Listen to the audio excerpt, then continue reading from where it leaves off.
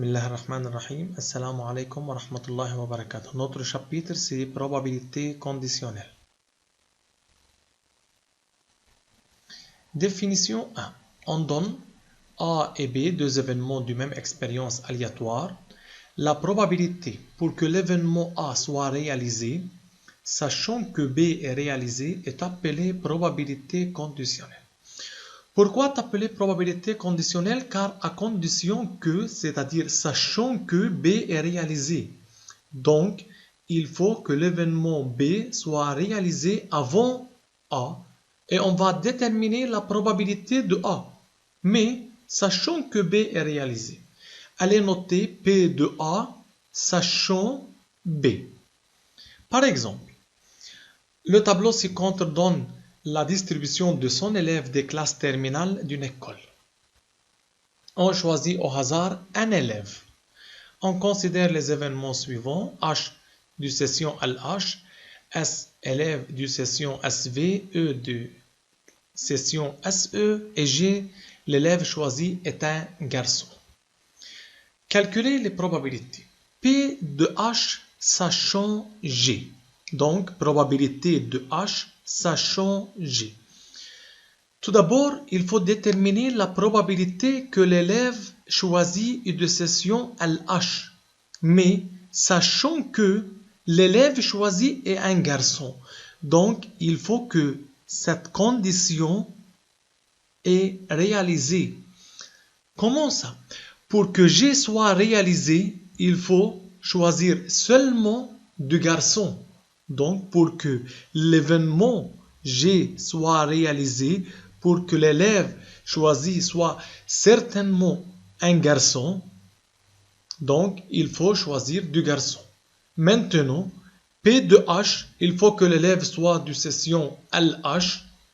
Donc, P de H sachant G, l'élève du session LH garçon sont 15 sur 47.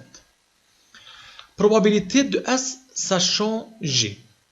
G est réalisé, c'est-à-dire on choisit seulement deux garçons. Donc, probabilité pour que l'élève soit du classe SV est 12 sur 47. Maintenant, P de G sachant E. Il faut que l'événement E soit réalisé, c'est-à-dire choisir seulement du session SE. Donc, il faut choisir seulement du session SE. E est réalisé. Maintenant, probabilité pour que cet élève soit un garçon du session SE, garçon du session SE est 20 sur 45. P de G bar, sachant E, on va choisir seulement du session SE. G bar, c'est-à-dire phi, nombre de phi c'est 25 sur 45. Probabilité de E sachant G bar. Il faut que G bar soit réalisé.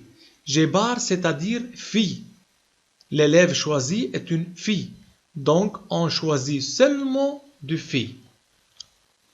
P de E, SE c'est 25 sur 53. P de G sachant G, l'événement G est réalisé et probabilité de G, donc c'est 1. Maintenant, exemple 2. On donne le tableau. On choisit au hasard un élève. Calculer la probabilité de choisir un garçon. Donc, il faut déterminer la probabilité de choisir un garçon, sachant qu'il est du session SV. Donc, sachant qu'il est du session SV, il faut que le session SV soit réalisé. Mais on écrit que probabilité de garçon, sachant que SV, donc S. On choisit seulement du session SV. On choisit seulement du session SV car l'événement SV est réalisé. La condition que l'élève soit du session SV soit réalisée. Donc, on a 30 élèves du classe SV. Nombre de garçons est 12. Donc 12 sur 30. Question 2. Calculez la probabilité de choisir un élève de section LH, sachant qu'elle est une fille. Donc, probabilité de L sachant F. Probabilité de L sachant F. On choisit du fille seulement. On choisit du fille seulement car l'événement fille est réalisé. On va déterminer P de L. Donc, L, c'est 10, sachant F, donc 10 sur 53. L'élève choisi est du section SE. Ce n'est pas une question, c'est une condition. C'est une condition. Donc, sachant que, même s'il n'écrit pas sachant que, la phrase avant calculer la probabilité est sachant que. Donc, l'élève choisi est du section SE. Il faut calculer la probabilité d'obtenir un garçon. Donc, c'est probabilité de garçon, sachant que SE. Donc, la phrase avant calculer la probabilité et sachant que, même s'il n'écrit pas sachant que. Donc, P de G, sachant SE, on choisit du session SE seulement, donc sur 45, nombre de garçons est 20. Maintenant, s'il écrit sachant que ou non, c'est une condition. Donc, sachant que l'élève choisi est une fille, calculer la probabilité d'obtenir un élève de session SE. Donc, P de SE, sachant F. Sachant F. On choisit seulement de filles. On a total, c'est 53. Nombre de filles dans SE est 25. Donc, 25 sur 53. Calculer la probabilité de choisir une fille de session SV. Il n'y a pas une condition et pas de sachant que. Donc, probabilité de choisir une fille et de session SV. Donc, c'est l'intersection P de F inter SV. Il n'écrit pas sachant que et il ne donne pas une condition avant de dire calculer la probabilité. Donc, pas de probabilité conditionnelle ici. Donc, il faut que la fille soit de session SV. Donc, F inter SV. Filles de session SV sont 18 sur, maintenant, le total est 100. 6. Calculer la probabilité de choisir un garçon ou, c'est-à-dire réunion, un élève de session SV. Encore, pas de condition. Pas de sachant que. Donc, P de G, garçon ou union SE. Garçon ou SE, c'est 15 plus 12 plus 20, c'est pour les garçons, plus pour SE, encore, il y a des filles dans SE, donc plus 25. Donc, c'est tous les garçons plus les filles dans SE. Total, c'est 100, pas de condition pour changer le dénominateur, donc le total. Application 1. Le tableau ci-contre donne la distribution des nombres des fleurs dans un jardin. On choisit au hasard une fleur du jardin. Calculez la probabilité de choisir une grande fleur, sachant qu'elle est blanche. Arrêtez les vidéos, puis comparez vos réponses et essayez de le faire seul. Probabilité grande fleur, sachant qu'elle est blanche. Donc, c'est la condition qu'elle est blanche. Donc, P de G, sachant que B. On choisit du fleur blanche seulement, car c'est la condition, c'est sur 30. Grande et blanche sont 19 sur 30. Calculez la probabilité de choisir une fleur blanche, sachant qu'elle est grande. Essayez de le faire seul. Donc, c'est P de B, sachant G. P de B, sachant G, la condition est que la fleur est grande, donc sur 80. Blanche et grande sont 19 sur 80. La fleur choisie est jaune. Calculez la probabilité qu'elle soit grande. N'oubliez pas d'arrêter la vidéo et essayez de le faire seul. La condition que la fleur choisie est jaune. Donc, c'est une condition. Donc, c'est sachant qu'elle est jaune. Quelle est la probabilité qu'elle soit grande? Donc, grand, sachant jaune. La condition est jaune. On choisit seulement du fleur jaune. Donc, total, c'est 5 ans. Grande et jaune sont 35. 4. La fleur choisie n'est pas jaune. Quelle est la probabilité qu'elle soit petite? Essayez de le faire seul. La condition que la fleur n'est pas jaune, sachant G bar. Donc, on va déterminer la probabilité qu'elle soit petite. Donc, on choisit du G bar. Donc, P2 petit, sachant G bar. Sachant G bar, donc, on va choisir de 70. De rouge ou blanche. Sachant G bar, donc de rouge ou blanche. Total, c'est 70. Petit, sachant G bar, c'est 14 plus 11, donc c'est 25 sur 70. Calculez la probabilité de choisir une fleur non rouge.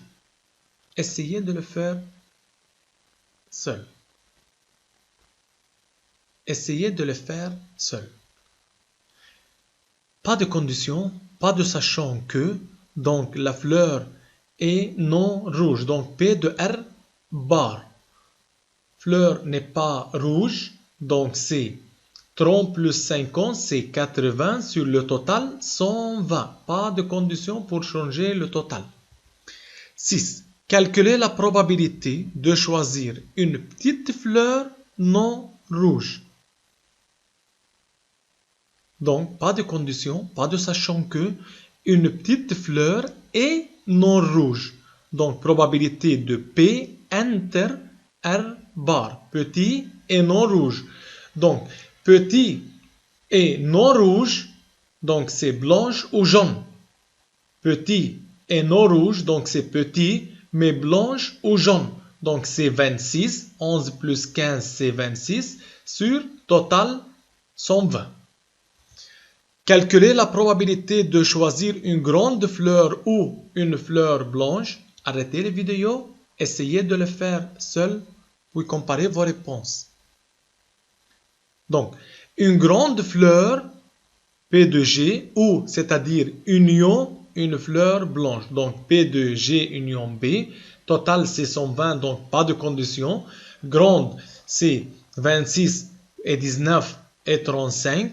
Maintenant, le boule blanche, c'est 19 et 11. On a écrit 19, reste 11. C'est 91 sur 120.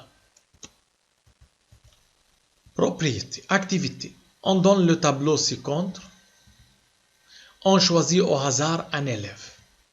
On considère les événements suivants. Calculer P de S inter G et P de G. P de S, l'élève choisi est de session SV. Pas de condition. L'élève est de classe SV, donc c'est 30 sur 100. P de S inter G, c'est intersection, donc total, c'est 100. Pas de condition pour changer le total.